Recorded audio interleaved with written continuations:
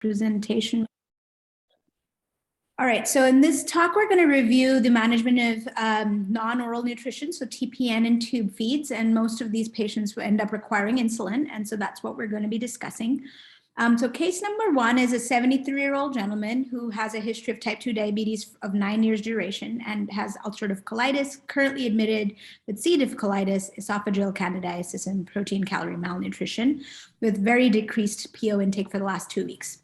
Home diabetes regimen was 35 units of glargine at bedtime and metformin 1000 BID, and blood sugars, while in the past had been 150 to 200 fasting at home, are now more like 80 milligrams per deciliter in the last week. Also has been on chronic prednisone therapy, 40 milligrams a day, off and on for many years, but more recently in the last 4 weeks on this dose for worsening GI symptoms. On admission has an A1C of 7.3% with a hemoglobin of 8, so that's probably under-reporting what the glycemic control really is, has normal renal function. On admission, metformin got held, but home dose of glargine was continued, but patient wakes up with hypoglycemia the next morning. PO intake is still poor. Dose of glargine gets reduced to about 20 units, but due to persistent hypoglycemia, patient also ends up needing dextrose. So what do people think is responsible for this person's hypoglycemia? What are the things you guys would think about if you see this kind of a trend?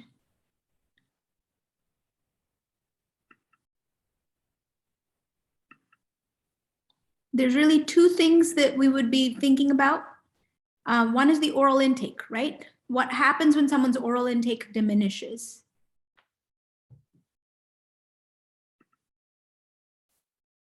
So insulin resistance is the main thing that changes when someone's oral intake goes down. And so as someone becomes more insulin sensitive with diminished oral intake, their insulin requirement goes down considerably. This is more true for type 2 than type 1 diabetes.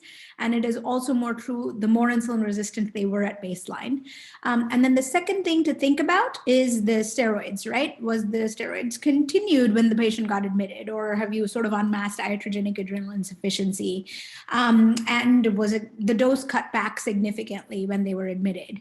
So those are just things to remember. And anyone who's been on more than 5 of prednisone or 20 of hydrocortisone a day for more than 2 or 3 weeks, you do have a risk for iatrogenic adrenal insufficiency. So 2 things to think about.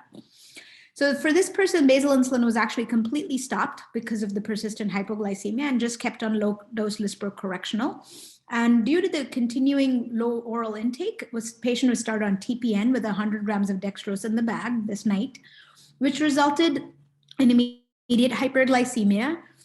The plan was to actually increase the dextrose content to 175 the next night and 325 grams of dextrose the night after. And obviously IV dextrose was discontinued when TPN was started. Person on TPN stays persistently hyperglycemic, even touching 400s at times. And so glycemic consult service was consulted for management of this person. Now, because of the persistent hyperglycemia, the primary team already started NPH, 12 units BID, on this person. But as you can see, this person is still running high and the dextrose is going to be increased. So what do people think they would do here if you were the resident working with the glycemic service, or you were in a hospital where you had to do this on your own? What would you do?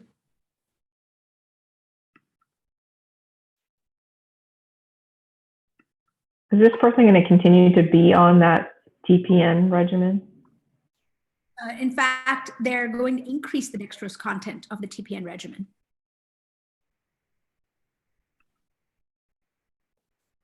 Is TPN continuous? Yes, it can be a shorter duration. It can be 12 hours, 14 hours, but it is continuous.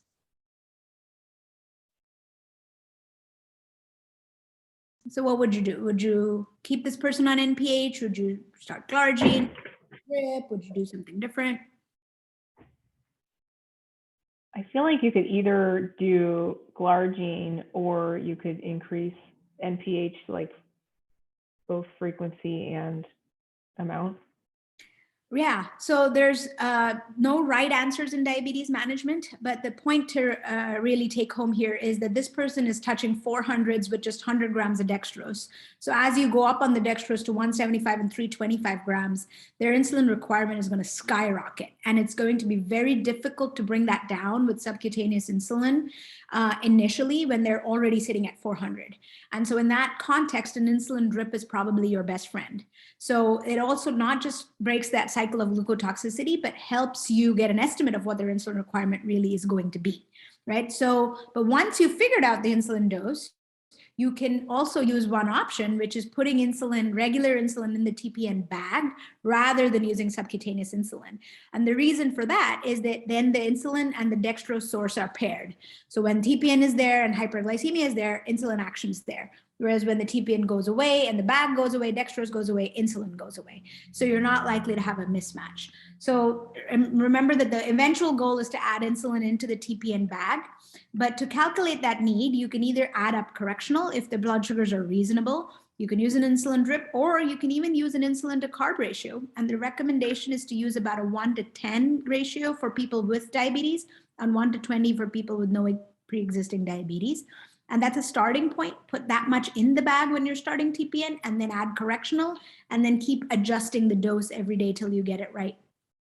In general, if you're needing more than 20 units of correctional insulin a day, you're probably looking at adding regular insulin into the TPN bag for sure. All right. And then when you use the IV insulin, you can use what your numbers you see on that to calculate total daily dose. Do a 20% dose reduction to account for IV to sub-Q conversion. Sub-Q lasts longer, so you want to reduce the total dose of insulin, and then go with that as regular insulin in the TPN bag. That's better than the long-acting option. So let's see this person get started on an insulin drip. Blood sugars are looking stable. You know that the TPN dextrose is going to increase, so you can do that math in the next few slides here. But meanwhile, the patient also just wants to come off the IV insulin now because is bothered by the hourly finger stick checks. So firstly, how do you determine how much insulin this person who is currently on 175 of dextrose is going to need for 325 of dextrose? How would you do that? Patient is still on an insulin drip.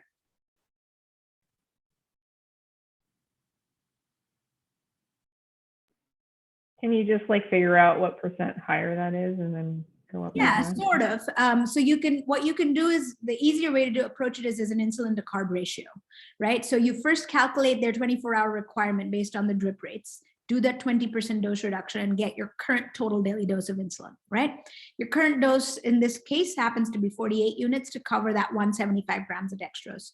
So if you divide that at 175 by 48, you get the insulin to carb ratio, and round it up, it's about 1:4.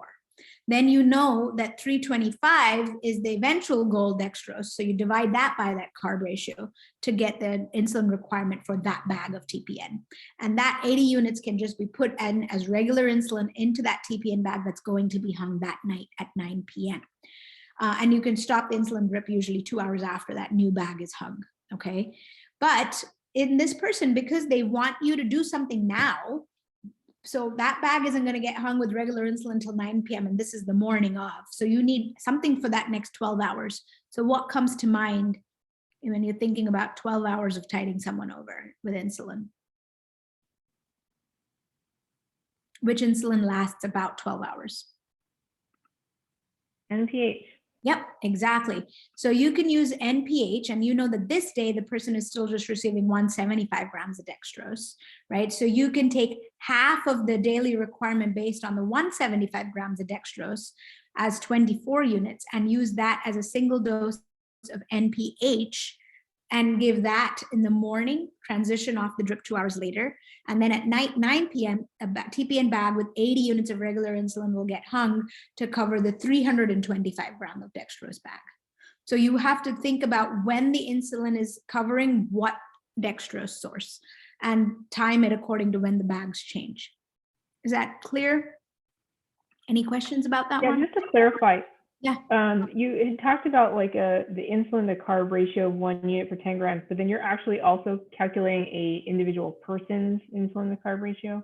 Correct. So whenever you have someone on an insulin drip, you should just calculate that person's insulin to carb ratio because you have actual data on that person. The 1 to 10 is just a ballpark for when you're starting someone on TPN and you haven't yet used the insulin drip, right? And so that's a starting point, and then you fine tune the dosing accordingly. All right, what if this patient had been using basal insulin and then was started on TPN. The point there really is to say that, especially in someone with type 1 diabetes or a high baseline basal insulin requirement, you need to account for that. And so when they're coming off the insulin drip, that many units of that total daily dose of insulin was their basal requirement. You will remove that and use the rest to calculate their carb ratio. So if instead of 48 units, if this person had been on 8 units of basal insulin at home, you would say 48 minus 8, 40 is the amount of insulin they're using for the TPN, and then calculate carb ratio based on the 40, not 48. All right. In type 2s, this may or may not apply. It really depends on their basal insulin requirement at home before this. All right. Any questions about that case before we move to case 2? Okay, so this is also a patient on TPN, but in this person, things are a little different here. This person is also on methylprednisone 70Q12, and TPN gets started. It is not continuous. This is only 14 hours in duration from 9 p.m. to 11 a.m. And the person is just on correctional insulin at this point, and you're seeing a little bit of variability. There's some hyperglycemia, then the numbers go down. What is the reason for this person's increased insulin requirement? So this person does not have diabetes at baseline. So why is this person needing so many units of insulin at this point? What are the things that are driving it up?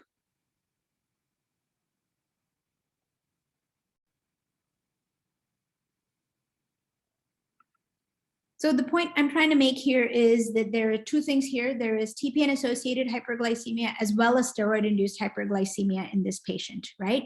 And we think of steroid-induced hyperglycemia as a postprandial phenomenon, but it's not just in response to oral intake. It's also TPN and parenteral nutrition. So because the insulin resistance at the level of the muscles and liver still does go up. So this person has 2 reasons to be hyperglycemic. Now, the patient's methylprednisone is actually getting tapered, goes from 70 BID to 70 and 56. 70 in the morning, 56 at night. Remember, the TPN is overnight from 9 p.m. to 11 a.m. PO intake is still very intermittent, and this patient is somehow pulling along with correctional insulin, but does become hyperglycemic overnight and then is okay in the evening hours. So what would you do here in terms of estimating how much insulin to put in this person's TPN bag? And I can go back to this slide if you want. Would you start this person on an insulin drip? Would you just put a certain number? Would you do a carb ratio? How would you do the TPN insulin in this case?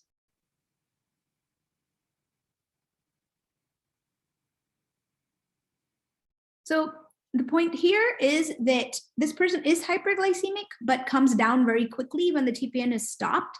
So an insulin drip may be overkill, and you could just start with adding up all the correctional Lispro and trying that as regular insulin in the TPN bag, and then seeing what happens. That would also prevent this sort of drop off that happens here.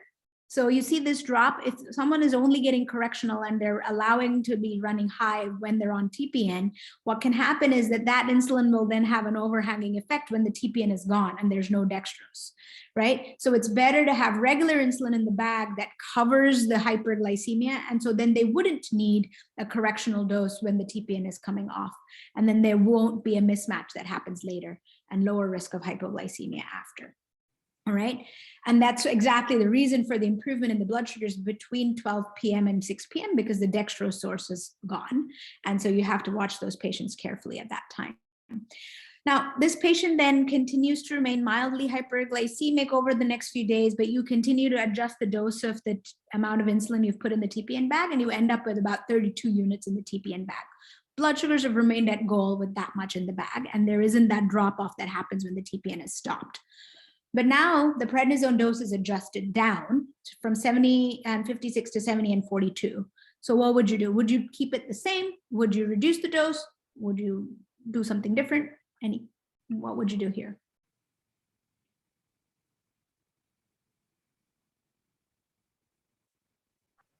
So sorry, just his nighttime dose of prednisone is coming down? Correct. And remember that hours of TPN is 9 p.m. to 11 a.m.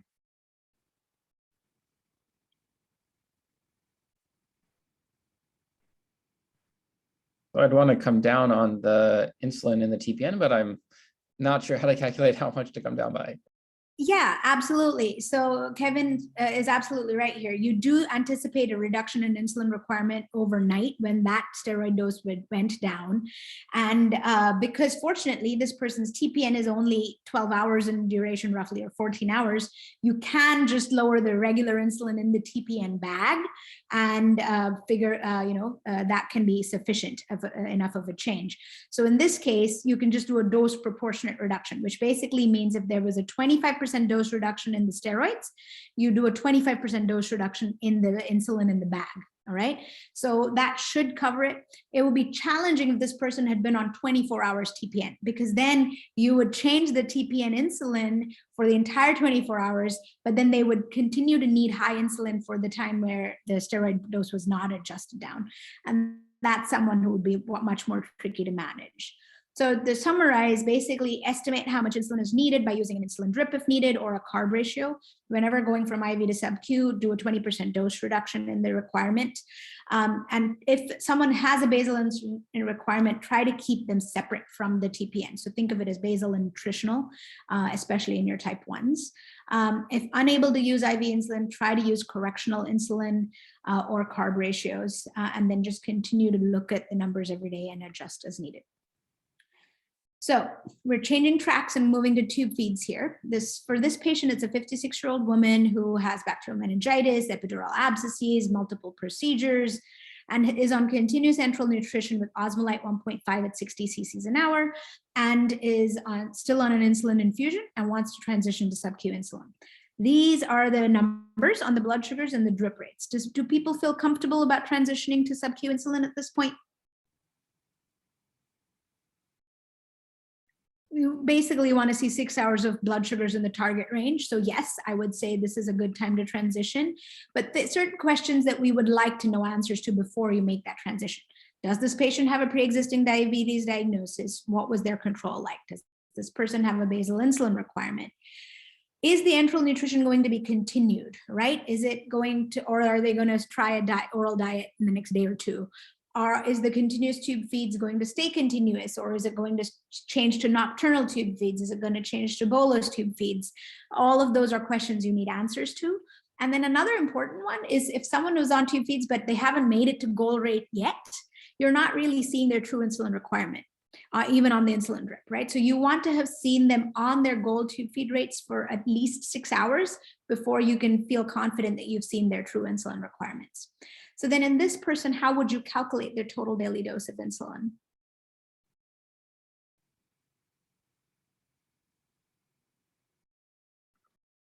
Again, it's as simple as IV to sub-Q conversion, right? You look at the insulin drip requirements over a 6-hour period, multiply that by 4 to get a 24-hour need, do a 20% dose reduction. So you got 36 by multiplying by 4, 20 to 30%, depending on how conservative you want to be, do a dose reduction, you get the total daily dose of insulin, right? But what are you going to do with that 25 minutes? Is it going to be 25 of glargine? Is it going to be 12 BID of NPH? Is it going to be something else? So what do you think is the preferred regimen for managing enteral nutrition that is continuous? What have you seen done in the hospital? I've seen NPH Q6. Absolutely. So there is a reason. Now, if in patients who do not have a baseline of diabetes, they don't have a basal insulin requirement of their own, right? So everything is just covering the nutritional component. So you can use NPH or regular that are sort of more longer lasting, 6 to 8 hours for regular, 12 to 18 hours for NPH, and give them every 6 hours, because enteral nutrition causes significant hyperglycemia and you need sort of overlapping peaks of action. In someone with chronic kidney disease, regular insulin is actually lasts longer, so might be a reasonable place to start. Someone with diabetes who already has a basal insulin requirement, NPH works better because it lasts longer, so there's a little more cover than regular insulin offers. So usually one of these two insulins dosed every 6 hours is what is required for a continuous enteral nutrition. So you divide that dose by 4 and do 6 units Q6 and keep them on correctional Lispro as well, based on the total daily dose of insulin that's required. Glargine doesn't have a good pharmacokinetics to match enteral nutrition-induced hyperglycemia, so I would avoid that. You can, on the other hand, if someone had basal insulin requirement at baseline, use their home basal dose as glargine and add regular insulin every 6 hours based on what you calculated for the nutrition, but we'll address that in a coming slide. The other advantage to using this rather than glargine is that if the tube feeds are interrupted, you're not stuck with insulin on board, but no dextrose source.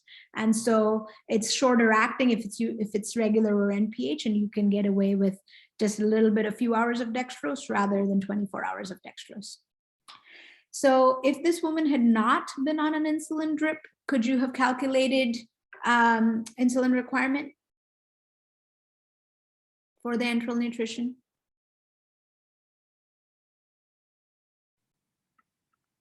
Again, you can use either correctional insulin that the patient was receiving, add it up, do a dose increase if they were hyperglycemic, or just like for TPN, you can use a basic carb ratio to start with. You can use, again, a 1:10 or a 1:15, and then start there and then go up based on what you see with the glucose trends. Now, if this person moves from continuous tube feeds to bolus tube feeds, what do you do?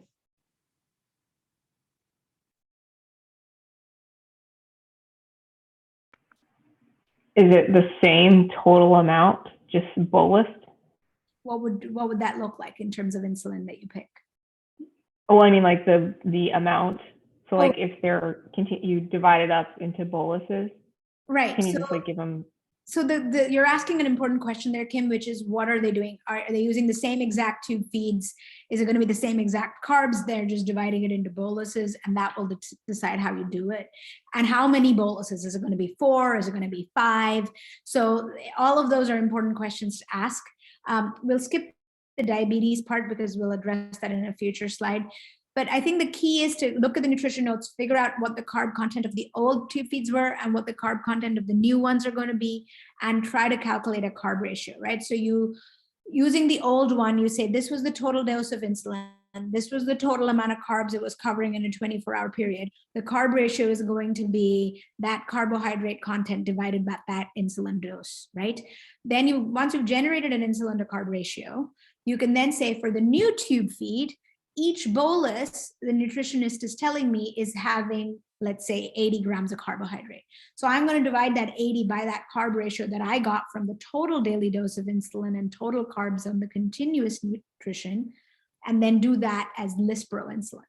The reason you switch from NPH to Lispro for bolus tube feeds is it's shorter duration of action and the peak is quicker. And that's the same thing that's going to happen with the bolus feed. The blood sugar is going to go rising up very fast and then drop down very fast. And you don't want overhanging insulin later. So don't use regular or NPH, but use Lispro for that. Okay. So for example, to walk you through such an example, this person was getting about 237 ml of osmolite 2.5 and was getting 1,440 ml of total osmolite in a 24-hour duration of time. And that amounted to 293 grams of carbohydrate based on the nutritionist's notes. So their carb ratio is something that you can calculate using the fact that this was 293 grams of carb. For the new formula, they're going to get about 68 grams of carb per bolus. So first you calculate carb ratio as 293 divided by 25, which is the total daily dose. That gives you a carb ratio of 12. And for the new bolus, you're going to divide that 68 by that carb ratio of 12 and get about 6 units as their new bolus requirement. And you're going to give that as Lispro or Aspart with each bolus. Does that make sense? This is math that I don't actually anticipate a medicine resident to ever do. This is stuff that mostly endocrine consult will do for you, but it's just nice to know that changes need to be made when someone goes from continuous to either nocturnal nutrition or bolus nutrition. All right. And if this question is just asking, what if this person had a basal insulin requirement? You just have to account for that. So you have to subtract it from the total dose and then use the remainder to calculate their carb ratio and their nutritional insulin requirements. Okay. You can also use an estimate of 0.1 unit per kilogram for basal insulin requirement. So basically, when someone is on enteral nutrition, make sure you're following their numbers very closely to prevent hyperglycemia. The other thing to remember is that these orders should always have order comments on what to do if the tube feeds are held, what to do if the patient becomes NPO. There's usually, if an interruption in tube feeds happens, there is a pre-templated comment in there about starting dextrose if the NPH or regular was already given. Also, if the person is moving to bolus tube feeds, make sure that the timing of the insulin dose is timed for when the bolus starts, rather than saying TID, QAC, QHS, or something like that. And then just double check the orders in the MAR once you've put them in. All right, so with that, we've concluded it with 30 seconds to spare. Any questions? Quick question, should we be doing frequent blood sugar checks on all people that we're starting on tube feeds that don't have a known diagnosis of diabetes? Absolutely, every 6 hours. Okay. Any other questions? All right, thank you.